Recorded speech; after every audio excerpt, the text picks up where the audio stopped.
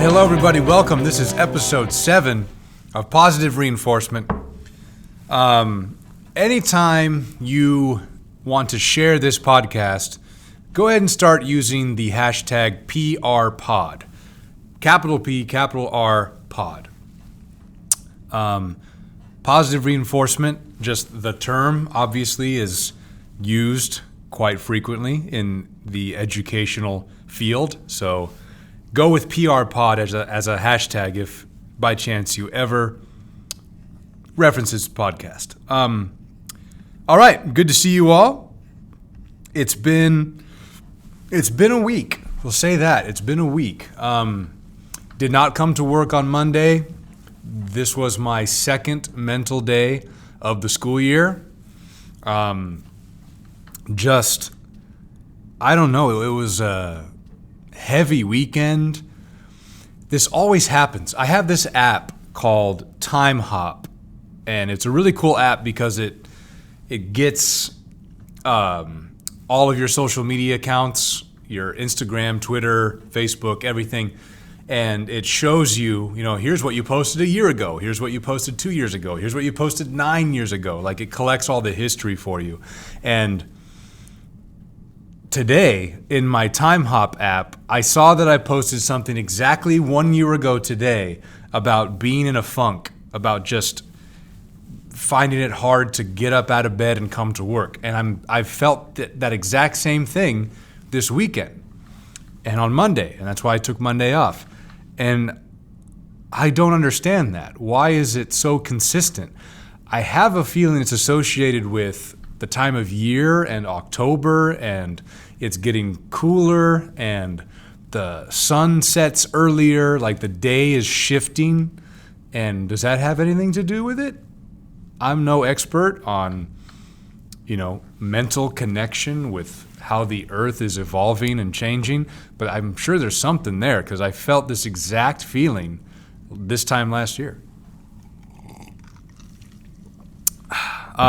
We got some Sprite today with ice in my new mug. So soon enough, I'll be getting pretty burpy. Chargers lost to the Broncos. So, their coach said it best when they said, we're not going to be able to beat anybody if we keep playing like this. You are absolutely right, my friend. You are not. I'm never going to lose hope for my team. But right now, it's kind of hard to hang on to that hope. I'll just say that. That's for sure. But, you root for your team no matter what. That's why they're your team.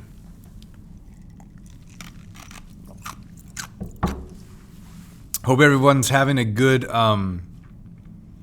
October 9th. I record these things on Wednesday now because it just gives me a little bit more time to edit and make sure it's as good as it could be. Recording them on Thursday and then also trying to put them out on Thursday, I felt too crunched. I felt like I was kind of rushing them a little bit. So now I do them on Wednesdays and they still come out on Thursday. So that's my new routine. So Joker came out last Friday. If you haven't seen this movie, you must. On a very serious note, this movie is so important. It's too important for us to miss.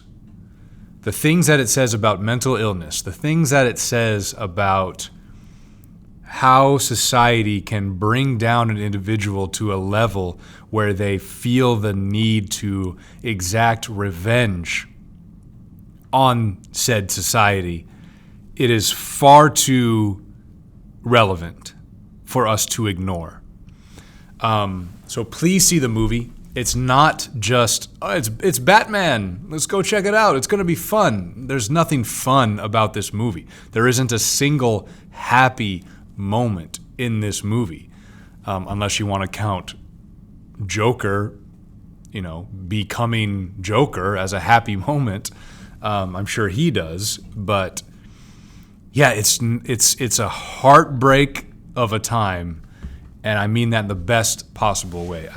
Joaquin Phoenix is just enthralling. Todd Phillips has established himself as a true filmmaker. I was blown away. You got to check it out. For me, it's a perfect 10 out of 10. I haven't felt this towards a movie in a very long time. The last time I had such an emotional reaction to a movie was probably The Dark Knight Rises back in 2012.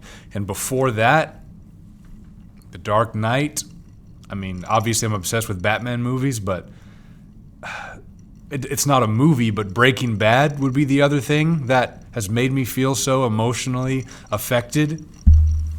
I mean, from a storytelling point of view, from an acting point of view, from a emotional point of view, this film just has it all, and you have to see it in the theater. Please do that.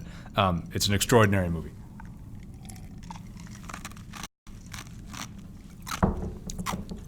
If Joaquin Phoenix does not get the nomination, I'll be pissed. I don't even know what's the competition so far when it comes to a leading role. I can't even think of a movie itself worthy of an Academy Award right now. I don't know. I just don't. I can't. I'm blanking. Speaking of Breaking Bad, El Camino comes out on Friday. This month, man, it's just jam-packed with amazing films. Joker, Breaking Bad, or El Camino, and then The Lighthouse with Robert Pattinson and Willem Dafoe. Same director as The Witch. That comes out on the 18th. I mean, it's just nonstop with these movies. Pretty exciting. While we're still talking about movies, I know this has nothing to do with teaching, but hey, this says Life of an English Teacher. And I am that English teacher. And these movies are part of my life, so I'm going to talk about it. What was I saying? Jamie Lee Curtis posted yesterday. She's officially filming the sequel to last year's Halloween, Halloween Kills. And I'm so freaking excited. Cannot wait. I loved last year's. It's going to be good. Speaking of Halloween, let's create a bridge now to some teacher stuff here. As a PLC, the World Literature Teachers, we are all matching. One second. Ana Gloria Contreras, please report to the attendance office. Ana Gloria Contreras, please report to the attendance office. That's the first time that's happened. 7 episodes in, and we have the on-call make an announcement. Anyway, what was I saying? Oh yeah, as a PLC, we're all going to dress up and match in our costumes. Won't reveal what that is yet, but I will record this podcast on Halloween in a couple of weeks. So I will be dressed up in my costume, and I'll be posting plenty of pictures on this or on that episode. So I'm looking forward to it. And you know, I freaking love that, man.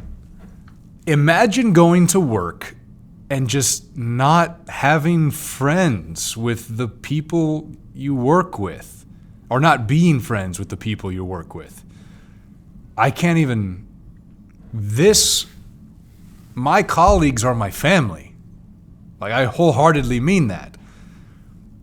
And I love my students, don't get me wrong, but without my colleagues, without that family, coming to work would be depressing, man. And doing stuff like dressing up for Halloween together and going to parties together and going to dinner together and going to shows together, and that's all freaking amazing. Like, that's one perk of being a teacher that I did not really expect. I expected to come into the job and everything was only about the kids, you're only interacting with the kids, and that's it. But, oh my gosh, the people I work with are my saving grace. So find a way to become best friends with your coworkers, because it will save you. Trust me. Some days I don't feel like coming to work because I don't want to, I just don't want to be the center of attention. I don't want to be up in the front and doing my thing. but thinking about, well, I'm going to see Mr. Bacon. I'm going to see Mrs. Baird. I'm going to see Mr. Stocks. I'll go to work. Like, that's my saving grace. So it's so cool, man. You gotta have your family away from family. And that's my World Literature PLC. And a bunch of teachers outside of the PLC. Do I hang out with people from science? God, no. Do I hang out with people from math? Hell no. What do you think I am? I'm an English teacher. We only hang out with other English teachers. What, are you crazy? The math department is psycho. The science people are just weird. And don't even get me started on foreign language. Please pick up the sarcasm. So we'll be dressed up for Halloween. Can't wait for you guys to see what we're dressed up as. All the costumes have been purchased, ready to go. And it's something that's like, when you see what it is, you'll be like, oh yeah, that was recent. So it's going to be cool. It's something I feel like is not going to be super popular, even though where our costume comes from is very popular, or was when it was new. It's going to be cool. Speaking of Mr. Bacon, I'm going to put him on blast a little bit here. He's a nerd's nerd. Loves Pokemon, loves Magic the Gathering. This Saturday, he and Mr. Potter, art teacher, weirdos too, they have something called Frankenfest. They do it every Halloween season, where they watch Frankenstein-themed movies from 8 o'clock in the morning until about 1 o'clock in the morning, the next morning. They're complete psychopaths, but you know what? I respect that because it's a tradition, and I love traditions. When traditions aren't racist, I really, really like them. And that's one that I can get on board with. That's so cool that they do that. But anyway, where I'm going with this is Mr. Bacon is a complete nerd, a complete geek, someone that you would find as an easy target. Roll the clip from Never Been Kissed. Hi, Billy!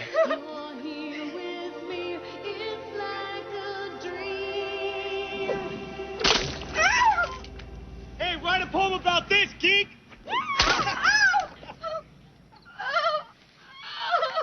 See what I mean? That Mr. Bacon is Drew Barrymore in that scenario. That's how geeky he is. And here's my proof of just how nerdy he is. Not only does he like all of the things that I just mentioned, last week he discovered, he runs Gamers Club.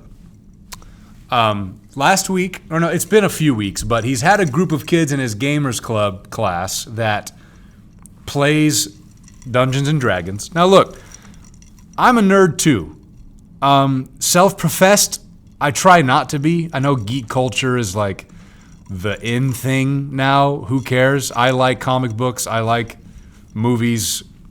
I like TV shows that happen to kind of coincide with this rise of nerd culture. Bunch of bullshit, whatever. Who cares? I don't.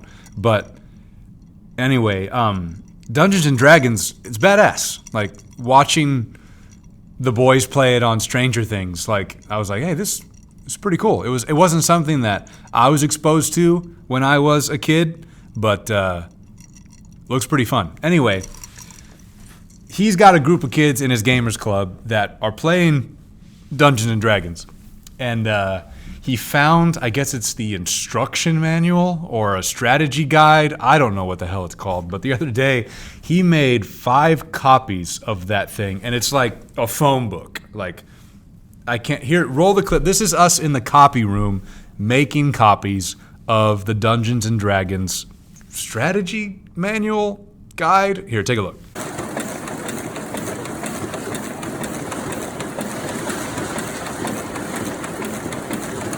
The things that we do during our prep period. There is that teacher portal. Remember I talked about that back in episode 2 or 3? Teacher portal was open wide there. Just things that you never expected you would do. Anyway, he got like 4 giant binders worth of the Dungeons and Dragons strategy guide manual for the kids. I mean, the dedication though helping a student pursue a passion, no matter what it is always something that you should do. It's never something you should turn your back to. If a kid is passionate about Dungeons and Dragons, and they ask like, or they say like, oh man, I wish we had the strategy guide, and you just kind of sit there like, yeah, that'd be cool. And then you just go back to whatever it is you're doing. That might totally deflate their inspiration to keep playing Dungeons and Dragons. And then who knows? The road, where might it take them? Who knows? I don't know. It's like a butterfly effect of nerddom, because of you, because of Mr. Bacon, now they want to continue playing Dungeons and Dragons. Maybe they start a little tournament in Mr. Bacon's room and 10 kids are playing now, and maybe now there's like 4 groups of 5 kids playing at a time, and maybe they enter like a more professional local tournament somewhere and they get really good at it. And then there's this new girl that comes in and she wants to play Dungeons and Dragons. And all of a sudden this kid and this girl just connect. They're both dungeon masters and together their worlds collide and they marry each other or something. You never know, man. That's why you gotta pursue or do what you can to help kids pursue their passions, no matter what it is. They want to play the trumpet, you show them how to blow. They want to play Dungeons and Dragons, you give them the strategy manual inside of a binder that says Spanish on it. If they want to play guitar, you buy them a set of strings. Whatever it is, help them want to keep being curious about that thing, because you never know what's going to happen. And as nerdy and whatever as it might be, that kid now has something in their life that's special, that's unique, that is theirs. Their identity has been shaped because Mr. Bacon took the time during his prep period to make Dungeons and Dragons manuals. How about that, huh?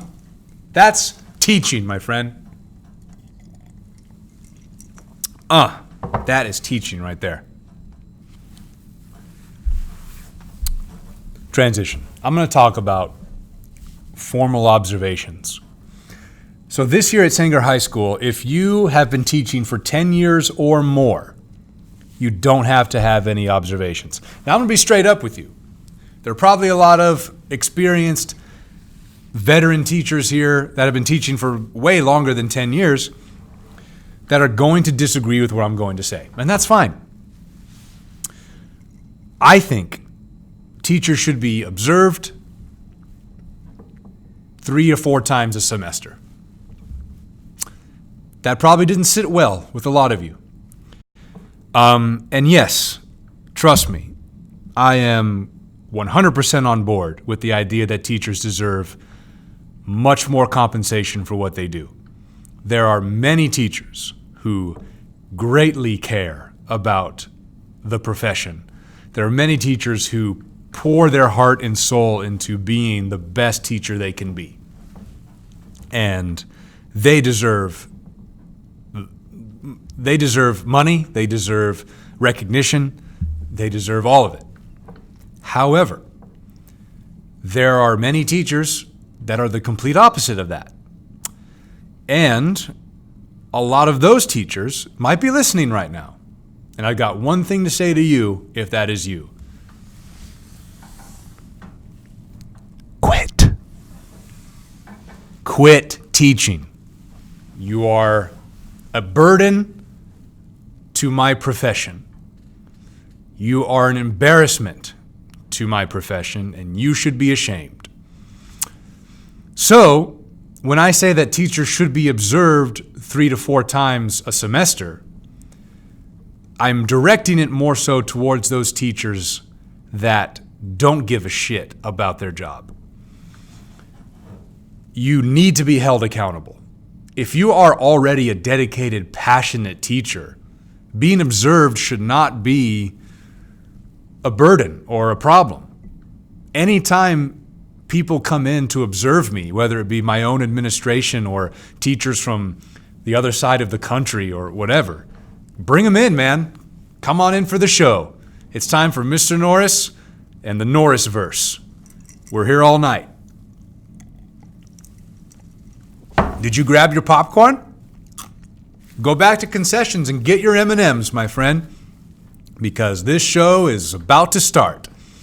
Come on in. Bring them all in. I've had people visiting me where there's literally like 9 adults here watching me. And all the kids are like, what's going on? Like they feel like zoo animals in a cage, and I don't blame them.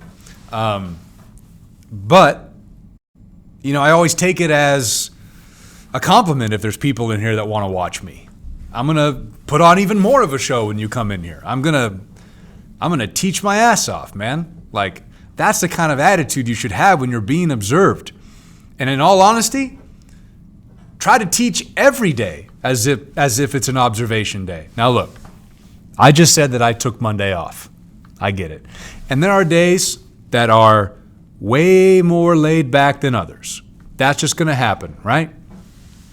But if you can honestly say that the majority, 90% plus of your days are you doing what you're supposed to do, who cares if you're being observed? Why is it a problem? I can't speak for other professions, but I imagine people are held accountable at their jobs by their bosses. That's how you're maintaining the idea that you deserve to be there, right? So teachers that gripe about being observed, shut up. I mean, that's how I think about it.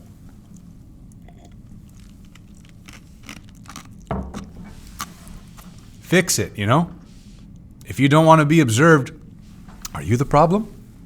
What are you doing to make yourself say, no, don't watch me. Don't do it. You're going to regret it. How do you live with yourself? You know? I mean, anyway. So be happy that you're being observed. Prove yourself. If someone comes in because they've heard rumors that you have shitty classroom management or that you sit down at your desk all the time or whatever the rumor might be, let them think less of you and then let them come in and prove them wrong. It's the best feeling in the world. Yeah. And like,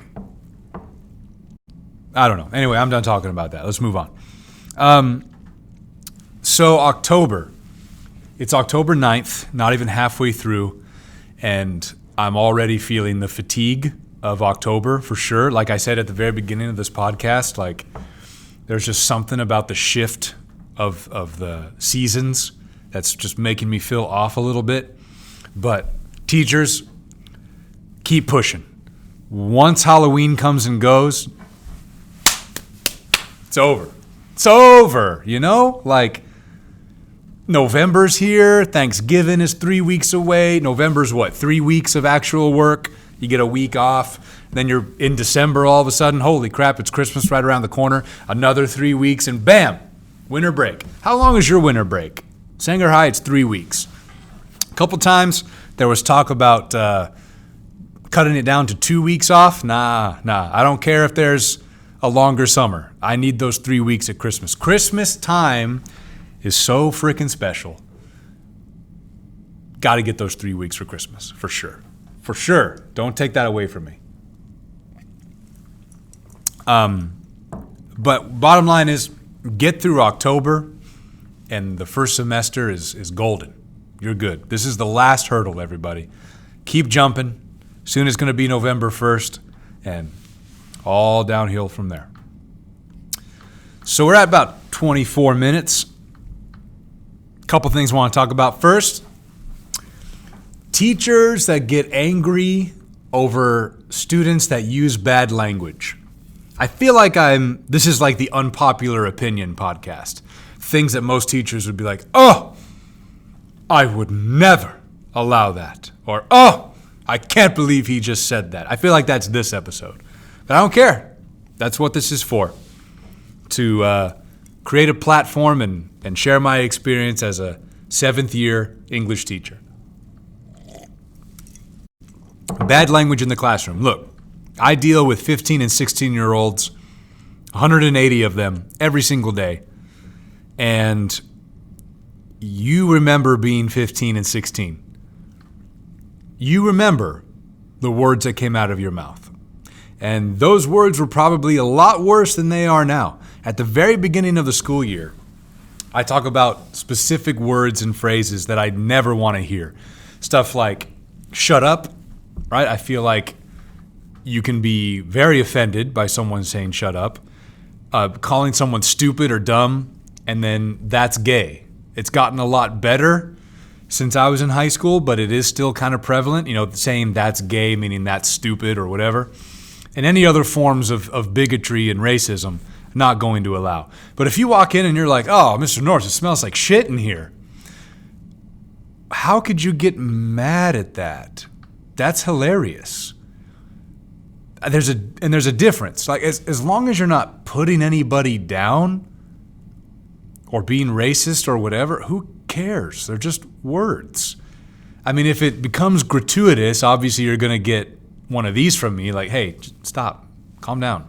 This is a place of academia. Let's be a little more professional, right? You'll definitely get one of those from me, but I'm not going to be like, Jonathan, did you just say ass? Point to my TA, get me my referral book. Now! You said ass. Oh my God. Jonathan, I raise you and I teach you and I try to model the behavior of an adult that should be able to function in society, and you're running around my classroom saying ass. I cannot believe you, young man. There are teachers that act this way. Who cares? Did he put anybody down? Did he make anybody feel bad? Did he make you feel bad directly? If the answer is no, then move on. Hey, use better language next time. Let's keep going. Like, what? Baffles me. Completely and utterly baffles me. They're just words. And if they're not using those words to create hate, Hey, write a poem about this, geek! who gives a fluff? You know what I'm saying? Who cares? All right, I'm going to leave you with this today. I've been very emotional these last few days. And part of that is the October season shift. Part of that is seeing Joker and just being so heavily affected by that movie. And today we started reading my short story, Copacetic. And I always get super nervous, and I'm upfront with the kids. I say, guys, I'm really nervous today. I'm sharing my work with you, and it's nerve-wracking. So I'm always on edge. And I was last year. Last year was the first time I did it. This is the second year I've done it. And watching them get so excited and enthralled by the story, and watching them turn the page with so much just curiosity of what's going to happen next. I'm getting very emotional right now thinking about it. It is the most surreal experience.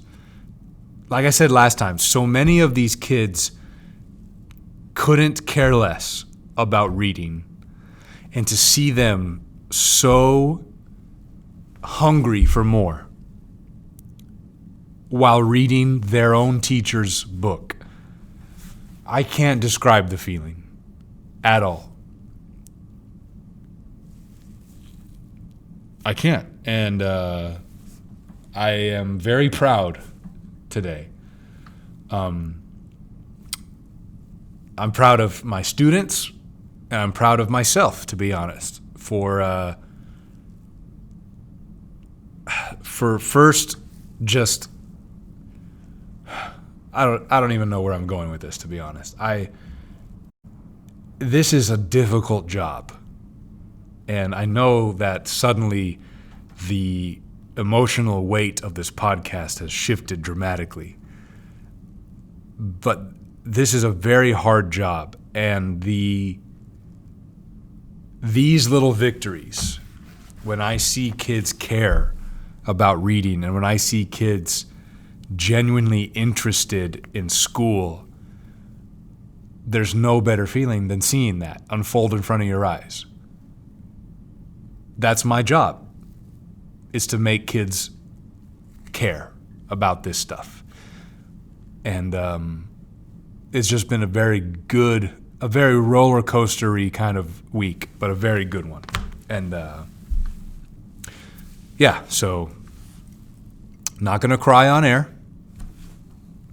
Not today, anyway. Almost did, but here we are. And that is what I'm going to leave you with. Next week is October. Let's see, it'll be October 17th, the next episode that this comes out. So I'll plug this one more time.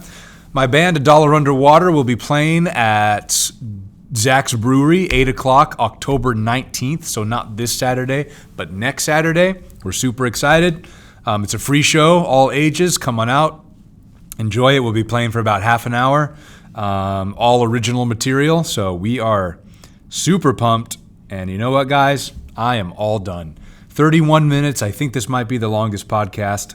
And I don't really want to go much longer than 35 minutes ever. So we're going to stop right here, right now. Thank you all for listening to episode 7. Share this podcast. Get it out there. And do not forget, we are still on the hunt for who took the terror. Bring it back. You hear me?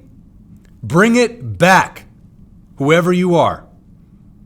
You had the nerve to put the terror in the garbage can. You didn't even put it in the library. You didn't even put it in a classroom. You put it in the garbage. And you have the nerve to take it back?